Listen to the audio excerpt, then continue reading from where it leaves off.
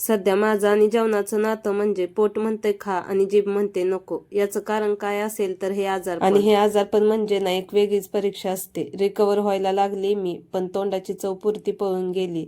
तसं तर रोज डब्याची चपाती भाजी नाश्त्याला असते. म्हणूनच ना झटकीपट होणारी मॅगीच बनवू म्हटलं, तोंडाला पण जरा चव येईल. आज ना सुट्टीचा दिवस होता, काहीतरी वेगळं बनवत असते मी. आज मात्र इतकी जास्त ताकद नव्हती की काहीतरी स्पेशल बनवा. मग काय उकळत्या पाण्यात लगेचच मॅगी शिजायला टाकली आणि दुसऱ्या गॅसवर लगेचच चहा पण ठेवला.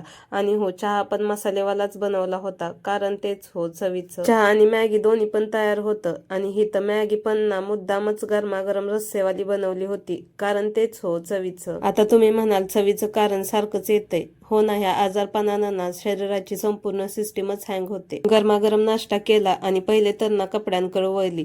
रोज तर ना कपडे घरातच सुकत होती, पण आज ना त्यांनी पण बाहेरचं तोंड बघितलं होतं. कारण विकेंड होता, पण तरीही पावसाने विश्रांती घेतली होती. आणि म्हणूनच ना मी पण हिंमत करून थोडी जास्तच कपडे धुतली होती. आता आणखी एक पेंडिंग काम राहिलं होतं, ते म्हणजे हे ज्वारीचं दळण. ते पण हातात सहशी उरकून घेतलं. पिठं संपल्यामुळे डबे खाली झाले होते. म्हटलं त्यांना पण जरा पाणी लावावं. आता डबे निघालेच आहेत, तर मसाल्याच्या डब्याला तरी का बरं उपाशी ठेवायचं. मग त्याला पण घेतलं धुवून. आता तुम्हाला जर हा व्हिडिओ आवडला असेल तर लाईक करा आणि आपल्या चॅनलला नक्की सबस्क्राईब करा. भेटूया नेक्स्ट व्हिडिओमध्ये. तोपर्यंत सर्वांना श्री स्वामी समर्थ.